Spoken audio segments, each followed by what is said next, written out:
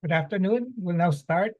I'd like to welcome everybody to this pep talk this afternoon. Please mute yourself, but always show your video picture. Sign in your name, your Facebook account, or email address in the chat box. Please include the names of companions attending with you. Use the chat box to ask questions and make comments while the pep talk is on. There will be group pictures at the start and end of the pep talk, so please show your faces in the video. A reminder, after the pep talk, please take the online learning com evaluation test exercise for mastery of learning and have a perfect score to get a certificate like the one shown here. I have placed the link in the chat box. Reminder again, obtaining 25 OLETE certificates will entitle one mentee to a voucher for RO Hoson medical consultation, either face-to-face or telemedical. Recently or yesterday, I have put up a list of mentees who have obtained, who have submitted, who have obtained several letter certificates. Okay. So there are 5 who are now qualified to have a voucher. This is for 2024 voucher for a RO Hoson medical consultation. So please make use of it. Another request, please type in your feedback in the chat box during the open forum and before we adjourn. Thank you. Let's now have a group picture taking before we start the pep talk proper.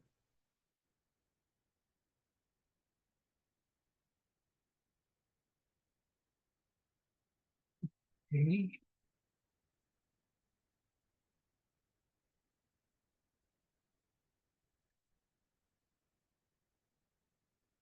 Ready? Picture. Mayan? You want? Okay, that's another one. Okay, go on. 1, 2, 1, 2. Okay, may pahabol. Ellen? Ellen, you want to show your face? Yeah. Yes, Doc. Okay, good. Oh, si Christy, may pahabol si Christy. Okay, go. 1, 2, 3. Okay.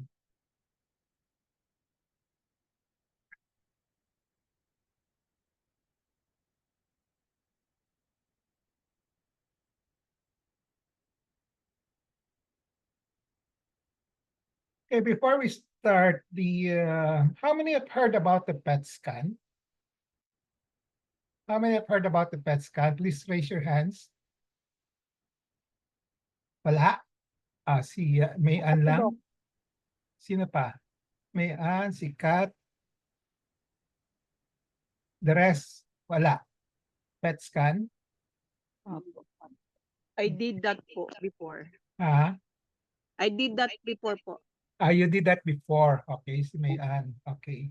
The rest, walang nakakarinig noon? Very popular ngayon ang PET scan. No? Naririnig ko lang, Doc, pero Oo. yun lang. Naririnig ninyo, no? Okay. Yes, Doc. So it's very popular. It's very expensive. That's why I decided to have this topic para for your information para mag-guide po kayo, no? Okay. Hmm.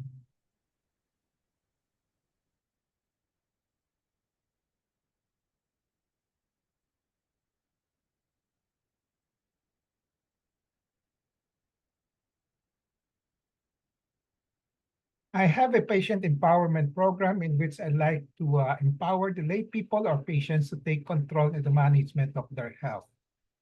I started the pep talk on May 15, 2021 during the COVID-19 pandemic. There are 3 courses in the pep talk. I completed the core course on October 9, 2021. And then from October 23, 2021 onwards, I've been tackling health disorder and health issue courses. May 18 marks the start of the year 4 of RO Hoson Pep Talk. How long the pep talk will last will depend on our enthusiasm, discipline, and perseverance. And today, it's our 156 pep talk. Okay. My pep talk today is entitled PET Scan. What is it and when is it indicated? The empowerment objective is for the lay people to have an essential understanding on the PET scan, okay, what and when indicated as part of their health management. As I said, it's very popular nowadays. You must know when it's indicated.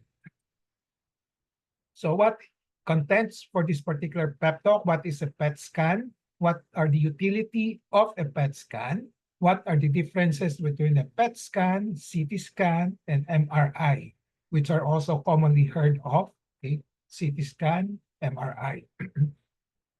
And what are considered low-value indications for PET scan or PET CT scan? Okay. Ang usually combination is PET CT scan. So we will discuss the what are considered low value. Low value means hindi masyadong kailangan pero ginagawa. And then what are considered high value, dapat gawin, no? Okay. So as part of my disclaimer, okay, so this pep talk will contain my thoughts, perceptions, opinions, and recommendations culled from my personal experiences as well as from the writings of other health professionals. Okay. Let's start with what is a PET scan. So when I say PET, P-E-T, it stands for positron emission tomography. Yan ang ibig sabihin ng PET. Then scan. Scan means ini-scan, tinitingnan kung anong mga parang image, nagka-create siya ng image sa katawan. No? So PET scan is a laboratory diagnostic procedure. It's not for treatment, it's for diagnosis. And it's kind of a diagnostic imaging procedure that makes detailed pictures of the inside of the human body. So just like any other imaging procedure like PET, CT scan, ultrasound, MRI. So it tries to make some pictures of the inside of the human body using images gotten from using different tools. No? So sa PET scan, ang ginagamit nila, it's a so-called radioactive tracer drug to study the metabolic and biochemical function of the tissues and organs of the body. So ang radioactive tracer na ginagamit is the fluorodeoxyglucose or FDG.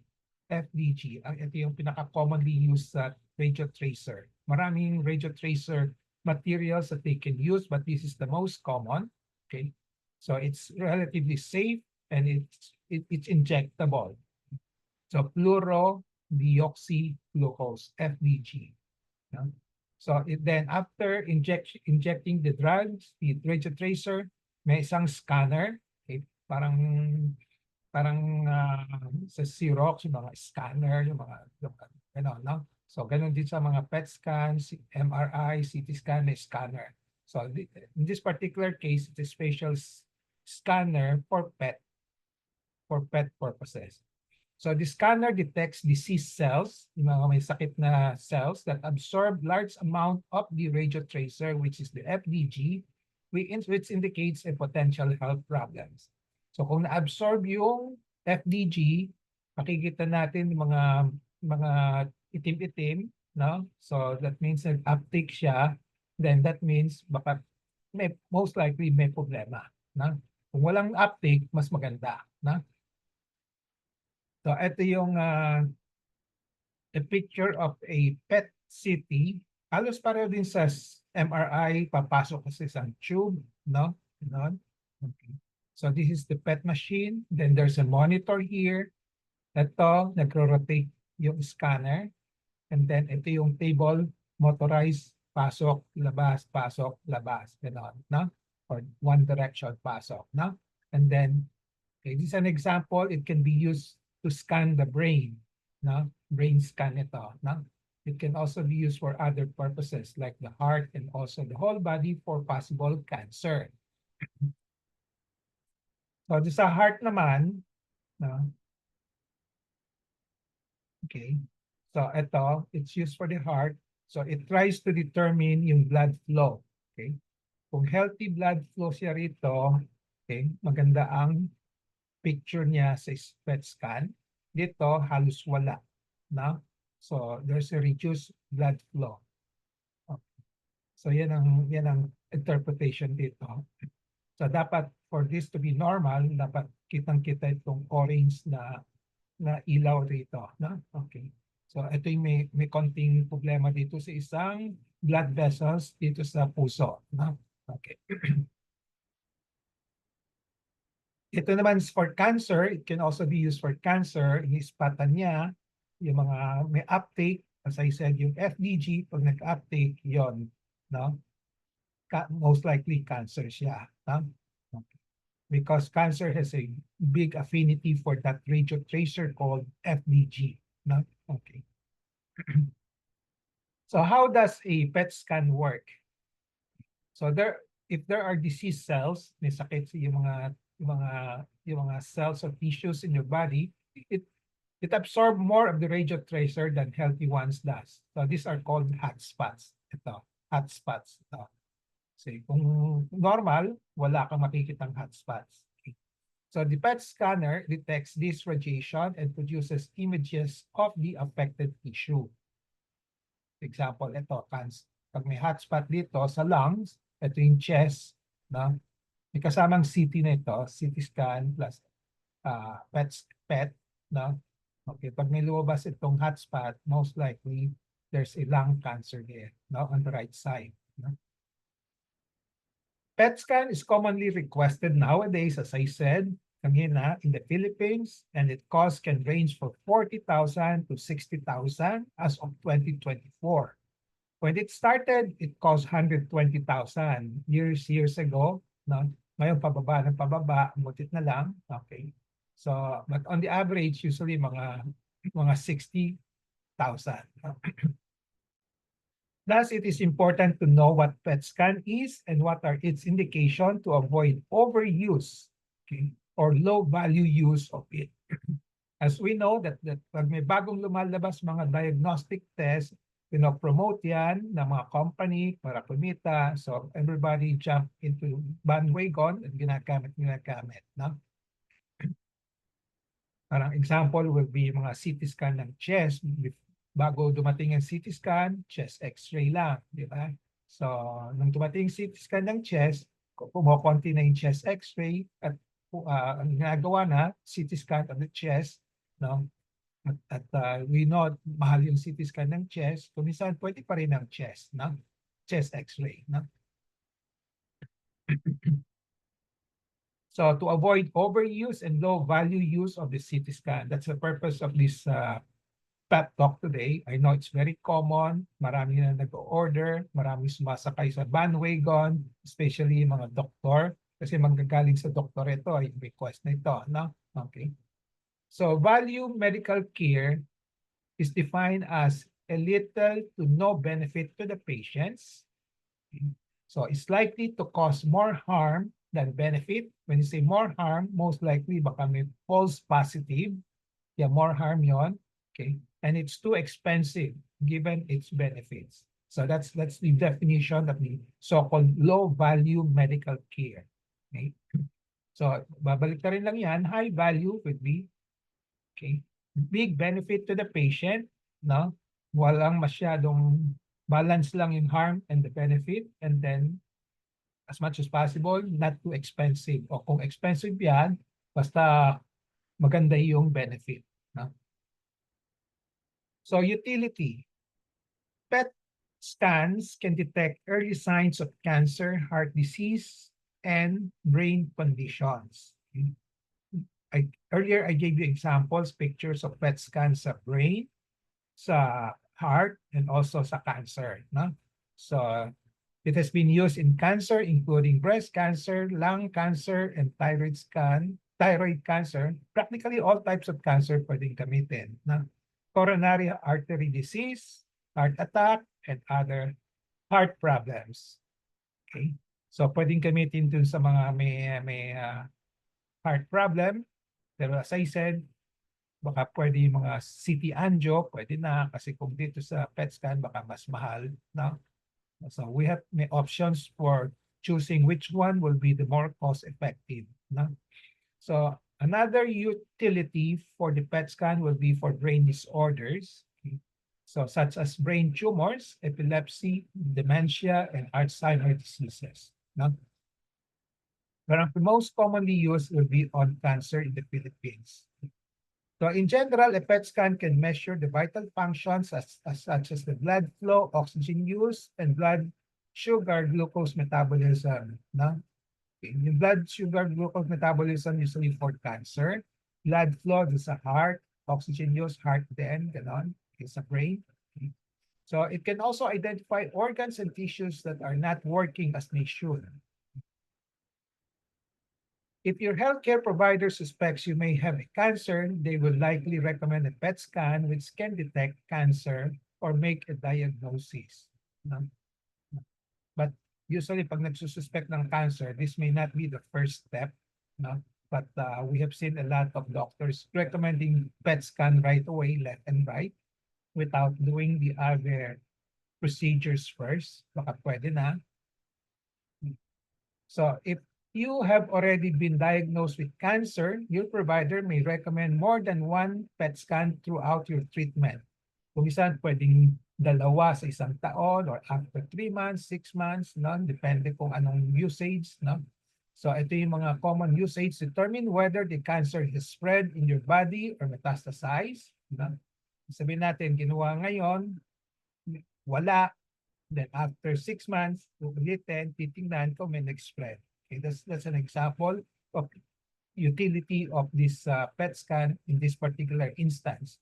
And then assess the effectiveness of treatment. Sabi natin sa PET scan, may lumabas 4 centimeters, then kinamot siya, no, let's say immunotherapy or chemotherapy. So titingnan natin kung effective ba yung gamutan o hindi. So uulitin yon. 3 months, 6 months, uulitin. So then determine if the cancer has returned after treatment. So yung mga in remission, pwedeng i-check yung pasyente using a PET scan. So kung may, bumalik. And then of course, to know the extent of the disease, no, you can use the PET scan also to prognosticate. Kung sinabi ng PET scan, widespread na yung cancer, we can properly advise the patient. Wag na lang maging heroic, no? So these are the utility of the PET scan in cancer, for cancer, no? So if you are having a heart issue, your provider may recommend a PET scan to determine the effect of a heart attack on the areas of the heart. Kasi kung may heart attack ka na, titingnan kung ano yung area na tinamaan na affected by the occlusion of the blood vessels. Then identify area of the heart muscle that would benefit from angioplasty or coronary artery bypass. It can help the clinician decide which one to do. Now, if you are experiencing for the brain naman, neurological symptoms, they can recommend a PET scan to evaluate the possible brain abnormalities such as tumors, seizures, and other central nervous system conditions. Again, I want to remind everybody, this is just one option, pero baka usually meron pang ibang options for diagnosing these problems. MRI, gano'n, no? Okay, baka pwede yung ibang procedures gamitin kaysa to jump into PET scan right away. No? So PET scans are commonly used to evaluate health issues involving, number 1, cancers, heart diseases, and brain conditions. In the Philippines, PET scans are most commonly requested in cancer patients. For here on, I will now focus my discussion on the high-value indications for PET scan in patients with cancers. Dito tayo mag-focus sa cancer. But before going to into the high-value indications for PET scan, let me tell you the differences between CT scan, MRI, and PET scan. Okay. And what is a PET CT? What is a PET MRI? May hyphen dito, most likely it's just a combination. PET and CT combined, PET and MRI combined. So when you say CT scan, it's the computed tomography scan, but this use X-rays, radiation. Pag CT scan, radiations ginagamit. No? Now, sa MRI, ang ginagamit nila, magnets and radio waves. So, hindi radiation. No? Okay. So, in both instances, you heard about with contrast. Pwedeng gamitin contrast ito. Ito, pwede din gamitin contrast. Pwedeng wala. No? Okay. Pero yung both CT scan and MRI produces still images. Still means hindi yung naka-fix lang, hindi gumagalaw. No? Okay. Hindi tumatakbo dun sa kasi dun sa PET scan gumagamit ng radio tracer, no? Pumapasok sa blood vessels and then tumatakbo doon. So then i-detect ng PET yung scan kung anong nangyayari, no? To show how the organ is functioning in real time, no? Pero dun sa MRI PET scan, isang shoot lang and then yun lang makikita, no? Okay.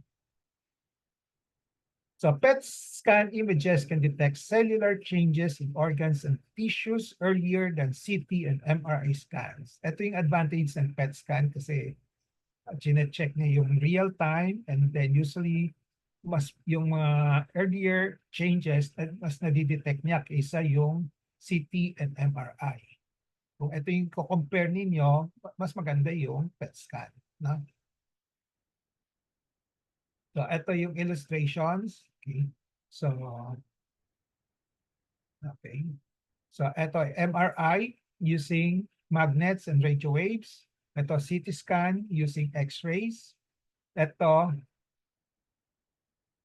PET sinama yung scan. No? Yung PET usually radiation tracers drug. No? Okay. And then anong usage nila? Okay. So MRI ang pinaka commonly used or the best tool to use in detecting, to studying mga soft tissue, yung mga laman-laman, yung mga muscle, taba, ganon, no? Tendon, ligament, and then also the brain. So MRI, maganda siya, no? Okay. So CT scan, okay, bony structures and blood vessels. Yan ang advantage ng CT scan.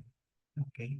Doon sa radiation, radiation tracers or PET scan, okay, pero sinama na kasi ng CT scan, no? So cancer, okay, heart and brain. Okay. And then ang procedure time, just comparing the differences, usually ang pinakamatagal, yung PET scan, 60 to 90 minutes. Yung CT scan, pinakamabilis, 5 to 10 minutes lang. Na? Ang MRI, 30 minutes. 30 minutes. Kanisan, yung ibang centers, 1 hour. No? Okay. So this is a good picture to study closely para alam niyo yung differences. No? Okay. MRI, CT scan, PET scan. So pinakamaganda sa cancer would be the PET scan. Ang pinakamatagal, PET scan. The rest, yung wala pa yung PET scan, usually they use CT scan muna. After lumabas ang MRI, naging popular MRI naman. Ngayon, pumasok na yung PET scan, pumapasok na yung popularity ng PET scan, kaya maraming gumagamit, pero pinakamahal yon, no? Compared to the three types of diagnostic tools. So, what is PET CT? What is PET MRI? Your healthcare provider may perform a combination of PET scan and CT scan. This combination produces 3D images that allow for a more accurate diagnosis. So that's the reason combine nila para to get a more accurate picture. Some hospitals now use the hybrid PET MRI, pwede ding PET MRI. Pero what's commonly used is PET CT. So this new technology creates extremely high contrast images. Providers mainly use this type of scan for diagnosing and monitoring cancers of soft tissue. As I said kanina, MRI more on the soft tissue, brain, head and neck, liver, and pelvis. Okay. Again, ito yung sample of pictures ng PET scan. Ito CT scan, radiation. Ito may dye, may radio tracer. Ito yung PET CT combination, no? Kinombine nila, mas malinaw siya, no? Okay. So why PET CT scan is preferred over PET scan alone, over CT scan, or over MRI scan alone? So here are the pros and cons. Okay. The PET scan can detect areas of cancer that may not be large enough to show up on a CT or MRI scan. As I said, yung PET scan, nakukuha niyang yung earlier changes ng cancer. So yan ang advantage ng PET scan. It can detect areas of cancer. Maliit pa, makukuha na niya, which may not show up sa CT or MRI. Okay. Pero yung problema ng PET scan, hindi siya, yung images are not as sharp as those produced by CT scan or MRI.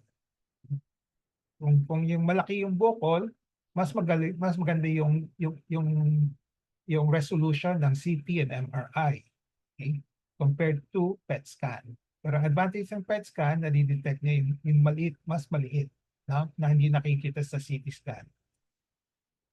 And then PET scan identify areas where the cells are highly active, but since they don't show all the structures, okay, it is difficult to identify the exact structures where suspicious cells are located. To solve this problem, they combine PET and CT. Okay? So that will be more accurate than either test of its own. So the CT scan shows the structure of the anatomy. The PET scan shows the yung lighting up, yung functional part of the diagnostic tools. Okay? So when the cancer lights up on the PET scan, the doctor can tell where they are located. No? Kung nag-light up, no? Okay. But to determine the exact size, the mas detailed, you need a CT scan. No? So a combination of PET CT mas maganda compared to just PET or CT scan lang. So what are the low value indications for PET CT scan in cancer patients? As I said, when you say low value medical care, it's defined as little or no benefit to patients, likely to cause more harm than benefit, and is too expensive given its benefits. Hindi siya sulit, no? Okay. So what are the low value indications na ginagawa ng what's happening now? Kung yung PET scan is routinely used to detect and diagnose solid cancer. Kung isang kibot lang, may suspetsang cancer, ginamit kagad ng PET CT scan, that's a low value. Kasi baka pwede pang iba, no? Ito, there are other more cost-effective diagnostic imaging procedures that can be used, at least as a starter. Okay? O kaya kung gamitin lang ito less costlier, like ultrasound, CT scan, MRI, okay, it might give you the answer already.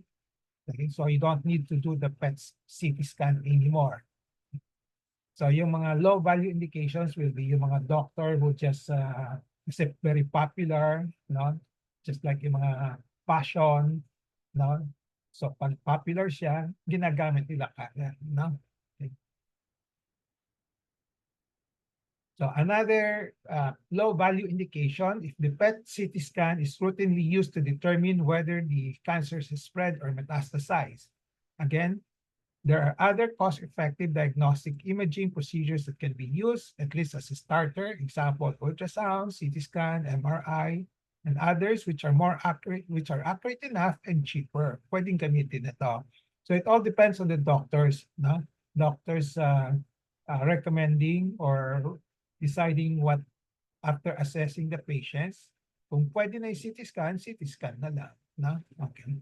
O ultrasound or MRI. Kaysa tatakbo kagad sa PET CT scan.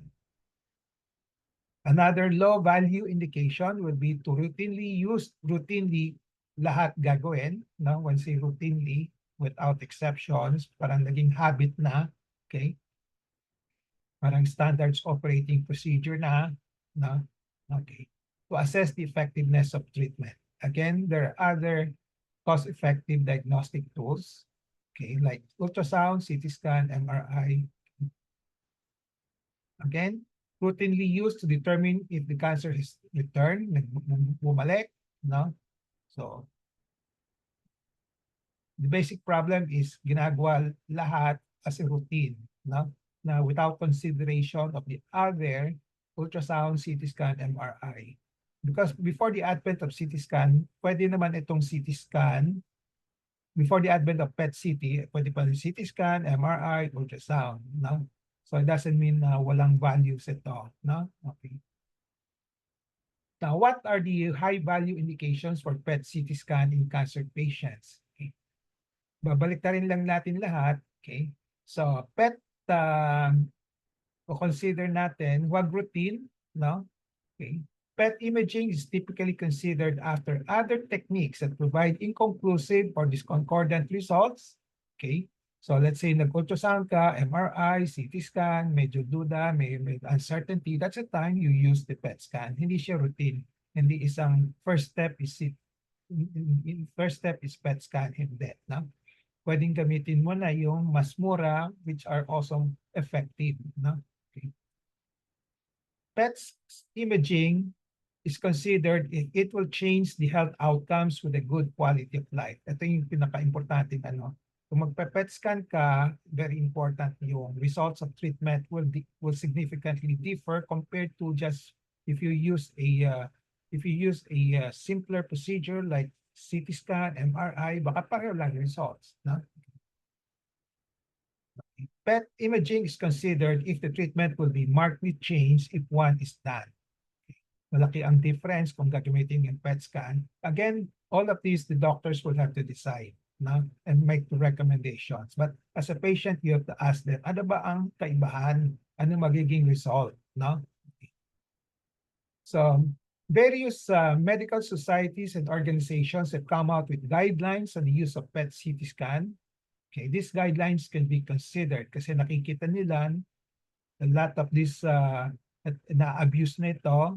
Okay, just like yung mga MRI, dati bago ng MRI, maraming gumagamit, so kinokontrol nila, sabi nila, you use MRI for such and such conditions lang. Ngayon, sa PET-CT, ganun din. No? So, the medical societies are aware of these low-value indications. No? So, lumalabas sila ng guidelines when to use PET-CT scan. So examples of these guidelines will be the following. Breast cancer PET imaging meets the definition of a medical necessity in the staging and restaging of cancer for the following. So gagamit lang yung breast PET imaging, no? If you want to detect the local, regional, or distant recurrence or metastasis, when suspicion of disease is high, and other imaging is inconclusive. Ito yung sinasabi ko kanina. Pag the other imaging procedure, yung mga ultrasound, CT scan, MRI are inconclusive, that's the time you use the PET scan or PET-CT scan. No? Okay. Another example, PET imaging for breast cancer is considered experimental pa lang. Okay, so dito, sa mga instances dito, the evidence is insufficient to determine that the PET imaging results in improvement in the health outcomes. May mga studies sila dyan. Differential diagnosis with suspicious breast lesions or indeterminate low suspicion on mammography. Okay. So, pwede yung MRI. Okay. Predicting pathologic response to new adjuvant treatment for locally advanced disease. Pwedeng ibang imaging, no? Ibang diagnostic workups. Then staging of the axillary lymph nodes. Okay. So, pwede din yung iba. Wag lang PET scan. No? Okay. So I think that's the last slide of the on the topic. So summary and takeaway, I have presented the following. What is a PET scan? What are the utility? What are the differences between PET-CT, PET scan, CT scan, and MRI? And what are considered low-value indications and high-value indications for PET scan or PET-CT scan? So again, what are considered low value, just to repeat, if it's routinely done, ito yung pinaka-keywords. If it's routinely done, isang kibot lang, unang gagawin, PET CT scan, without consideration of other diagnostic procedures that are as accurate and cheaper. and it does not change the health outcomes and quality of life. Okay? And then what are considered high value? Considered after other techniques provide inconclusive and discordant results. Okay? Considered if it will change the health outcomes with a good quality of life. Considered if the treatment will be markedly changed if one is done. Okay? Ito yung high value indications. So takeaway in relation to patient empowerment, be always in touch with reliable medical information and PET scan, okay, what and when indicated. Knowledge is power, it gives power. Use the 4Ks of patient empowerment, kaalaman, kakayanan, karapatan, and kapangyarihan to gain greater control over decisions or make better decisions on PET scan, what and when indicated as part of your health management. This ends my pep talk today, PET scan and what and when indicated. I hope I empower you to have an essential understanding on this topic as part of your health management. Before we go to the QA portion, reminder, please take the OLETE for Mastery of Learning and have a certificate like this one. I have placed the link in the chat box. Then 25 OLETE certificates will entitle one mentee to a voucher for a RO host on medical consultation. And then feedback, please type in your feedback in the chat box during open forum before we adjourn. So let's now have a group picture taking before we start the QA and interactions.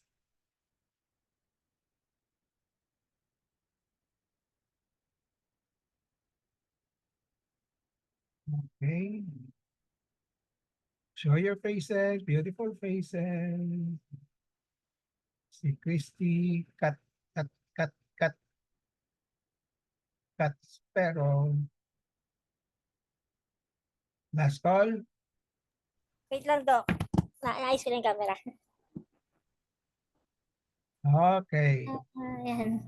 Okay, magandang mukha mo. 1, 2. Oh.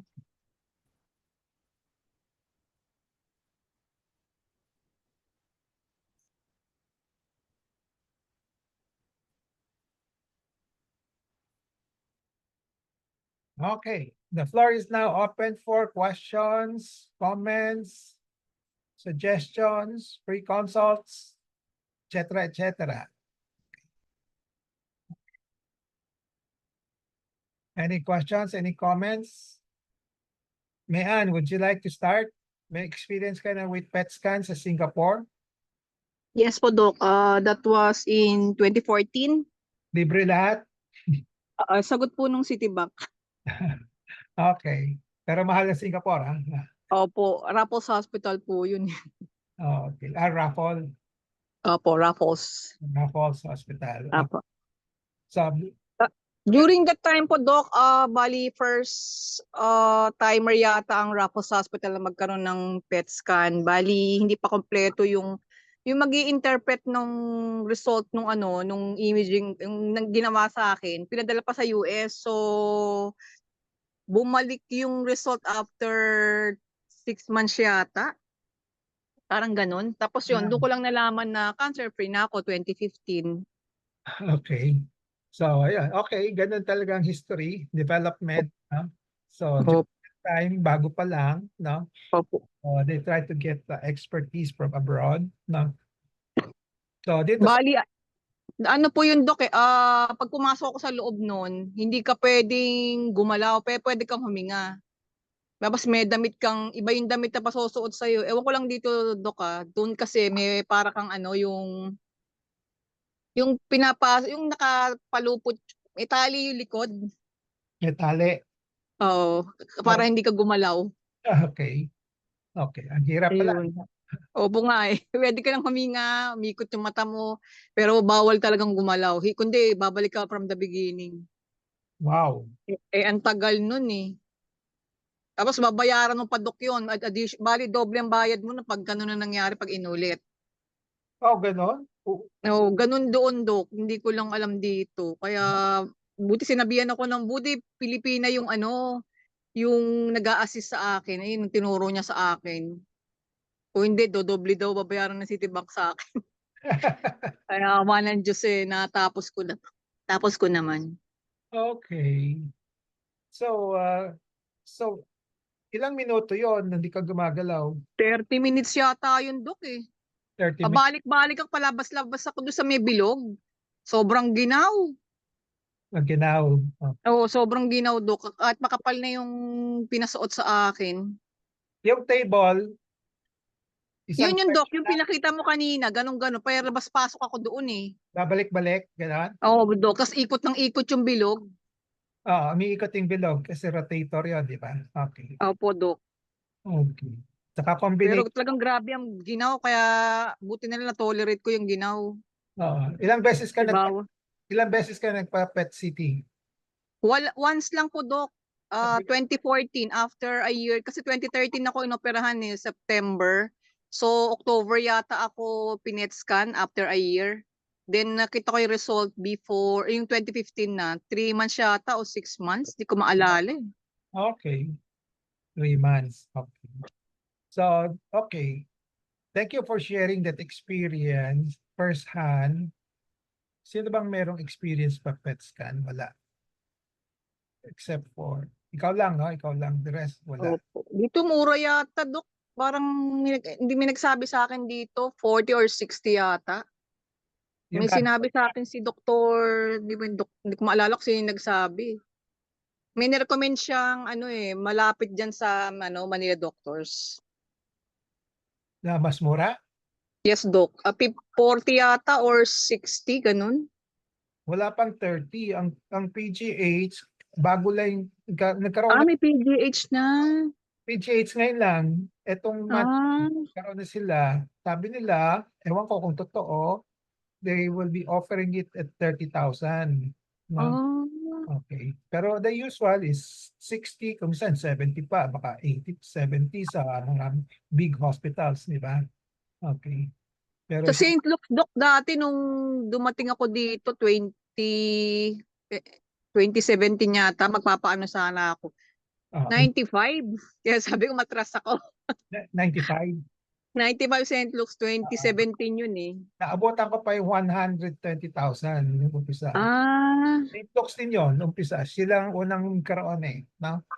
opo, Doc. And, Pero 95 na lang nung naabutan ko 2017. yun. Ngayon, kasi marami na. So, Oo nga, bumababa na. competing na. Okay. So, yung iba, 60,000, 70,000, no? Ganon, no? Okay. So, usually, hindi siya, just like any diagnostic test, you just have to remember, hindi siya palaging 100% accurate, no? Okay. So, kahit na pinakabago, pinaka-modern, does not guarantee that it's more accurate. It's, 100% accurate palagi. May mga mali rin yun, no? May mga deficiency, no? Okay. At ang nagbabasa niyan, dalawang doktor nagbabasa. Yung isa, nuclear medicine sa PET, no? Yung isa, radiologist, no? Sa CT scan. Kasi kung kino-combine kasi nila PET CT, di ba? So, dalawang doktor nagbabasa diyan, no? Okay. Okay. Ano pa? Okay. Dok, ask Yun ko po lang. yung, Doc, sa PGH 30. Yan ang narinig ko. Ino-offer. Dok, libre po. Ha? Libre po. Nung pagkatapos ng radiation ng pinsan ko sa PGH, nilakad ko sa MSS kasi na ano siya, nagpa-RAI, radioactive iodine. Oo. So, ako yung pumila sa MSS niya, Oo. radioisotope. Oo. Libre naman, Dok. Lapit ka lang sa MSS. Hindi, iba yung radioisotope pa. Kasi meron Yung, RAI yung sa'yo, di ba? Radioactive iodine. apo, doon po pinetscan yung pinsan ko sa PGH eh. Lapit ka lang sa kanila sa MSS. Kaya nga, Pero ang tagal din ng haba. Maghapon yata akong pumila sa MSS. kailan? 2023, Doc. June 2023. Wala pang PET scan yun. Ngayon lang yung PET scan ng PGH.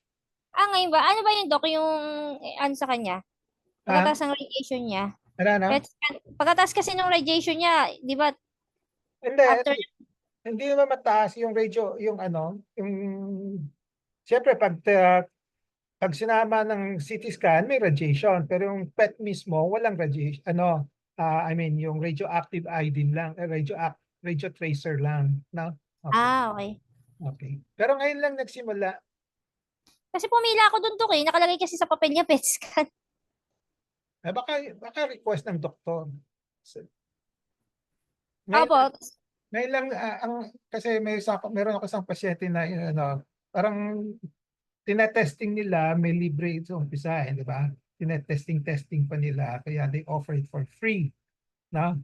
Then after that, nag-umpisa na sila, sabi nila, you offer nila 30,000. No? Okay. Mahal. So hindi, ewan ko kung cover ng PhilHealth yun. No? Pero kung may bayad, 30,000, which is mura na, di ba? Okay. Compared to 40, 60,000 sa ibang centers, no? Okay. Okay. Pero pag ipe-PET scan ka, kailangan yung katatapos mo lang ng radioactive mo, Dok, o hindi, kahit wala. Ano? Pag halimbawa yung pinet scan ka po, kailangan katatapos lang ng RAI mo o kahit hindi ka pa nag-RAI. Iba yung sa'yo, yung thyroid CA sa'yo, di ba? Yes po. Thyroid CA, kung talagang kailangan gawin yon, no? Pwede ka magpa-PET scan kung kailangan gawin, no? Okay. So anytime, pwede, no? Anytime. Kasi i-check mo kung merong recurrence, no? Okay. Okay. So anong iniisip mo? Papagawa ka? Hindi po muna, Dok. Sa mahal eh. Hindi sa mahal. Ang sinasabi ko, hindi naman kailangan. Yung sa iyo kasi maliit lang yung cancer mo eh. No?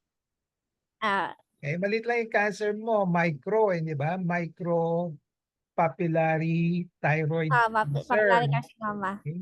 So Apo. 95% chance na maganda ang prognosis mo, walang distant mets. So hindi na kailangan magpa-PET scan.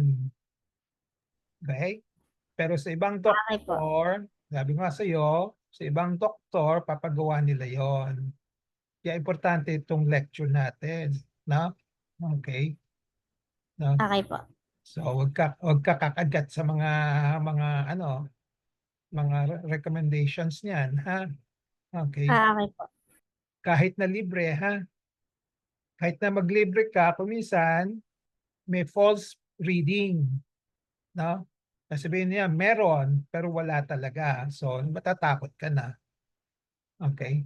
So, Paano nangyayari nagkakaroon ng false reading, Dok? Nagkakamali sa basa or...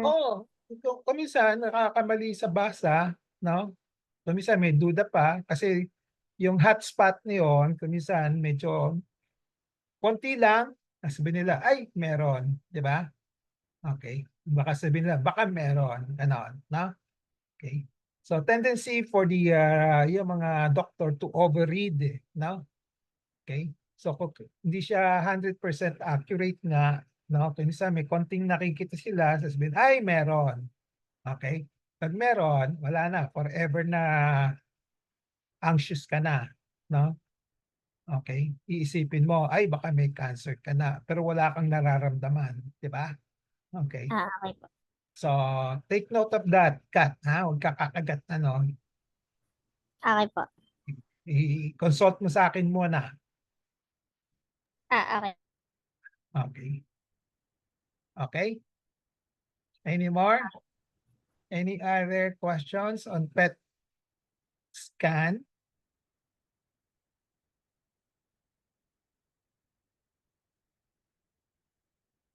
Wala na? So anong takeaway lesson dito? Medyo complicated yung PET scan, medyo mahal. So as I said, in the end, it will be the doctor who will decide kung kailangan mo o hindi. Na? Tama? Pero ingat lang ho kayo sa mga doktor, iba-ibang klase mga doktor. May mga doktor na maximalist, lahat gagawin. Yung iba naman, minimalist, yung kailangan lang. No? So you have to choose your doctor. No? Okay, and then, kung meron kayong mga duda, iko-question ninyo. Sabihin nyo, bakit ho? Mas maganda ho ba? Kailangan ba? Ganon. No? Okay. So, pag yung doctor ayaw sagutin yung tanong ninyo, no? Mag-second thought ho kayo, no? Okay. Okay. Kasi mahirap mag-explain yung ibang maximalist. Usually, ay, kung ayaw mo, wag na lang. Para ano, lahat gagawin natin para sigurado. Ganon. No? Okay. So not all tests are beneficial. As I said kanina, may mga societies coming out with guidelines para hindi ma-abuse. Okay? Para hindi ma-abuse yung paggamit ng PET CT scan. No? Okay. Okay. You will agree with me naman, di ba? So yung mga kayo, yung mga naranasan yung mga si Mary Ann na naranasan na yung odds, yung mga ibang gamutan dati, no? Pag may mga bago, no? May bandwagon na yan eh.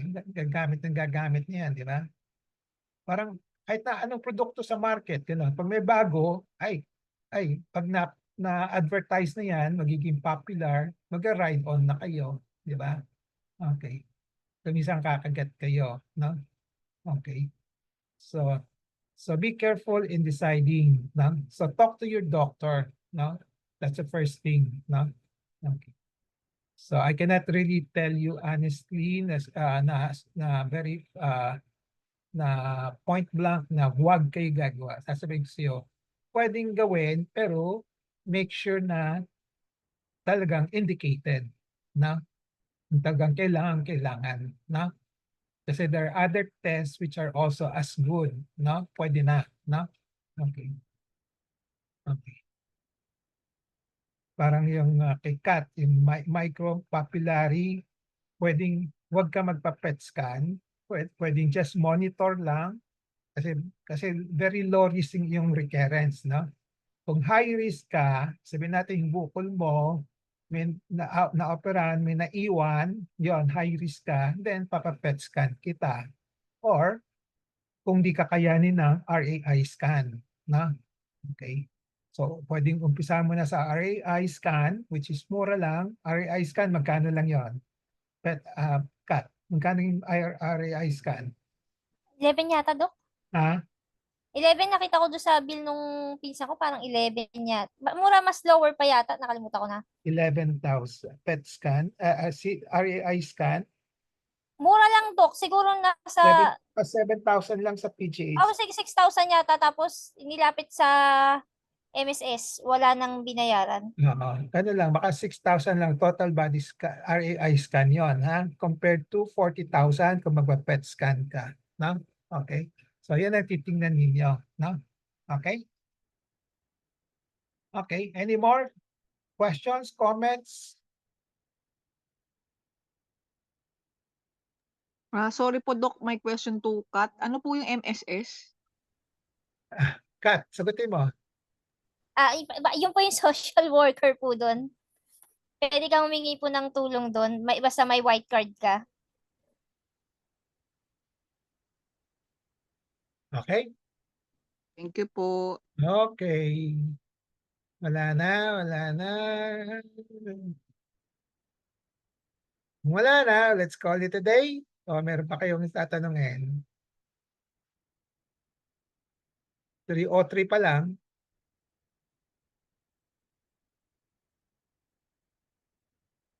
Okay, wala na, last call, wala na.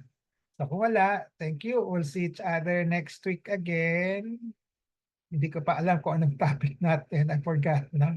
Pero i-announce ko naman, no? Okay. So congratulations, sino entitled na sa voucher? Si Perla, pwede na. Si Jeng, meron na. Lorlier, and Phoebe. Thank you po, Ray. Camping. Yan na. Pero may expiration date yun, ha? 3 months lang. 3 months lang. The reason I'm putting it, ginawa kong binaba ko requirements 25. This is to encourage you to have checkup also. Di ba? Tama? Libreng Oh, yes checkup. po. Okay. Helen, sumali ka sa mga olete para magkaroon ka ng free voucher. Buksan mo ang pinto. Madali lang. Dok, sumasali ako, Dok. Ha? May mga nagko-comply ako, Dok, sa mga ulete. Sino nagsasalita? Ako, Dok. Ellen. Helen, hindi, meron ka. Si Helen Malakad. Okay. Helen pala, sorry. Sa'yo meron ka. Oo, meron ka. Nasa top 12 ka na. Malapit ka na sa 25. Yes, Dok. Oo. I thought ako yung sinasabi mo. Si Helen. Sorry. Sige po, Doc. Helen, Try ko po. Malakad siya. Tanong mo sa kanila, madali lang, di ba? Helen? Helen Viloro. Dok. Madali Yes, lang. Dok. Madali lang. Di ba?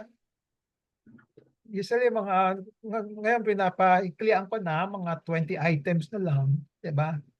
Medyo Yes, madali Doc. lang. Okay. So I'm giving out, nagiging lenient ako. This is to encourage you to have check-up. Check-up. No? Kahit na libreng check-up. No? Okay. Okay? So, wala na. We'll call it today. We'll see each other next week. Bye-bye.